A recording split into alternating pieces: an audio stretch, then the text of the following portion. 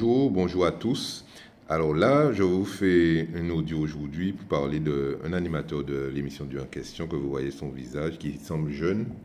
Alors j'ai entendu dire qu'il a peut-être 44 ans, mais je ne sais pas, je ne peux pas le confirmer. Et il intervient, alors il a quand même un point fort, c'est que c'est un ancien chrétien qui a failli être pasteur. Donc c'est quelqu'un qui sait de quoi il parle. C'est quelqu'un aussi qui est un lettré, qui est apparemment, je crois, professeur, donc quand même, c'est quelqu'un de sérieux. Alors, c'est vrai que sur Internet, il a un langage assez particulier. Des fois, il parle vraiment crûment, avec des propos qui peuvent choquer, mais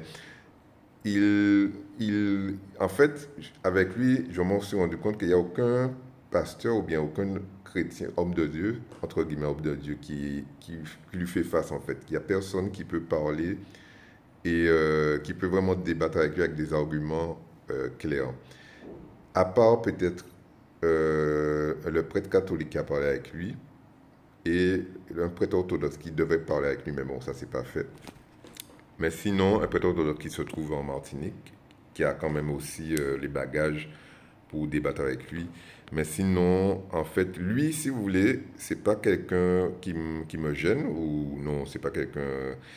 C'est il me montre, ce monsieur me montre que finalement, ben, beaucoup de choses qu'il dénonce au niveau de la chrétienté, notamment la chrétienté évangélique, la chrétienté protestante, est vrai, parce qu'il y a beaucoup de pasteurs escrocs. Tous les pasteurs ne sont pas escrocs, hein, mais il y en a en grande majorité, ce sont des escrocs. En grande majorité, c'est une arnaque. En grande majorité, l'église, c'est un business. Quelle que soit l'église, c'est un business qui est rentable. Qui est rentable surtout au niveau protestant, bon, aussi catholiques et orthodoxes, mais surtout les protestants, parce que c'est eux qui font le plus de dégâts au niveau dogmatique, au niveau de l'étroitesse d'esprit. Parce que quand ils parlent avec lui, ils n'ont aucune culture, ils ne savent pas de quoi ils parlent, ils connaissent même pas l'animisme, en fait, ils connaissent rien, ils connaissent que la Bible. Alors que si vous voulez parler avec quelqu'un comme ça, il faut avoir de la culture, il faut avoir une vision large. Mais si vous avez vos yeux que dans la Bible, enfin, c'est pas que la Bible pose problème, c'est la lecture de la Bible qui pose problème. La Bible, elle pose pas de problème. La Bible, c'est la lecture, c'est la manière de voir le texte, la manière de l'interpréter, la manière de le lire qui pose problème.